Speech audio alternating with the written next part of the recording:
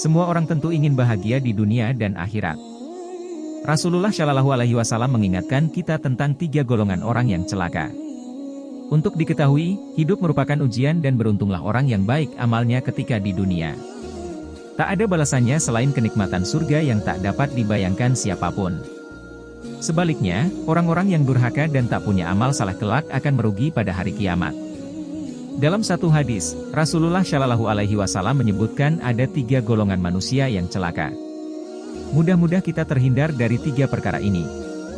Dari Abu Hurairah radhiyallahu anhu, Nabi Shallallahu Alaihi Wasallam menaiki mimbar seraya mengucapkan, "Amin, amin, amin." Beliau ditanya, "Wahai Rasulullah, mengapa engkau mengatakan demikian?" Beliau bersabda, "Jibril berkata kepadaku, celaka seorang hamba yang mendapati kedua orang tuanya atau salah seorang dari keduanya masih hidup, namun tidak memasukkannya ke dalam surga." Aku pun mengatakan, "Amin."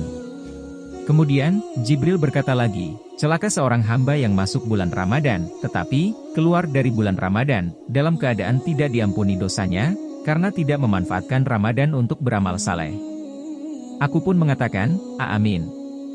Kemudian, Jibril berkata, celaka seseorang yang jika disebut namamu, Nabi Muhammad, namun dia tidak bersholawat untukmu. Aku pun mengatakan, "Amin." Hadis riwayat Al-Bukhari. 1. Punya orang tua tapi tak memasukkannya ke surga. Dalam hadis ini terdapat hikmah dan pelajaran berharga. Pentingnya berbakti kepada orang tua, birrul walidain.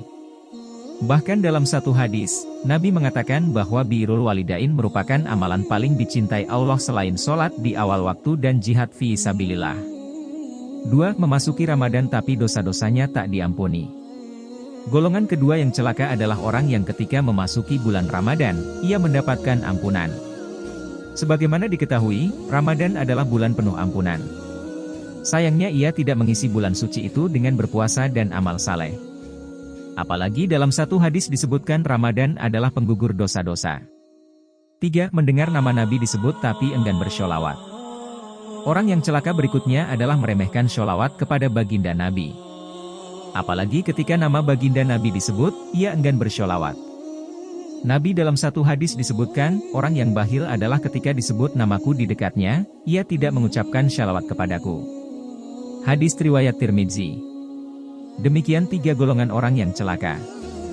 Dalam hadis dari Abu Hurairah, Rasulullah Shallallahu Alaihi Wasallam juga pernah bersabda, ada 3 golongan yang Allah tidak mengajak mereka bicara pada hari kiamat dan Allah juga tidak akan memandang mereka, yaitu 1. Seseorang yang bersumpah dalam dagangannya sehingga bisa diberi lebih banyak daripada biasanya, dan ia dusta dalam sumpahnya.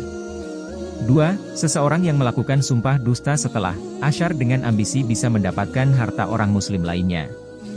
3. Dan seseorang yang menahan kelebihan air, tidak berbagi, sehingga Allah pada hari kiamat berfirman, saya sekarang menahan kurniaku sebagaimana engkau pernah menahan kelebihan air yang kedua tanganmu tidak bekerja karenanya. Hadis riwayat Al-Bukhari. Wallahu alam.